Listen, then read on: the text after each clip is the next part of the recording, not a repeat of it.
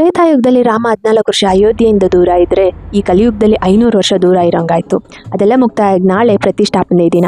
ಅದನ್ನ ಆಚರಿಸೋಕೆ ಊರಿಗೆ ಹೋದ್ವಿ. ದಿಢೀರಂತ ಏನಾದ್ರು ಸಾಂಬಾರ್ ಮಾಡ್ಬೇಕಿತ್ತು, ಹಾಗಾಗಿ ಈ ರೆಸಿಪಿ ಶೇರ್ ಮಾಡ್ತಾ ಇದ್ದೀನಿ. ನಮ್ಮೂರ್ ಕಡೆ ಇದು ಮಜ್ಜಿಗೆ ಸಾಂಬಾರ್ ಅಂತ ಕರಿತೀವಿ. ಇದಕ್ಕೆ ಈರುಳ್ಳಿ, ಬೆಳ್ಳುಳ್ಳಿ, ಮೆಣಸು, ಮೆಂತ್ಯ, ಜೀರಿಗೆ ಇಷ್ಟನ್ನು ಎಣ್ಣೆ ಹಾಕ್ದಲೇ ಹುರ್ಕೊಂಡು ರುಬ್ಬೋಕ್ ಹಾಕೋಬೇಕು.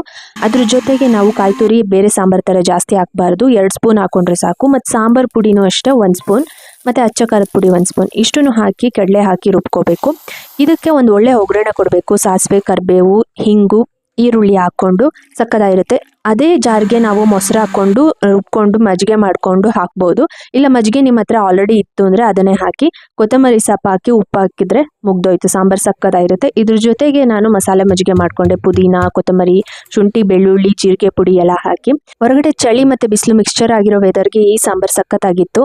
ಈ ಸಾಂಬಾರು ಬೇಗ ಆಗೋದ್ರ ಜೊತೆಗೆ ಹುಷಾರಿಲ್ದಾಗ, ಕೆಮ್ಮು ನೆಗಡಿ ಇದ್ದಾಗ ತುಂಬ ಒಳ್ಳೆಯದು.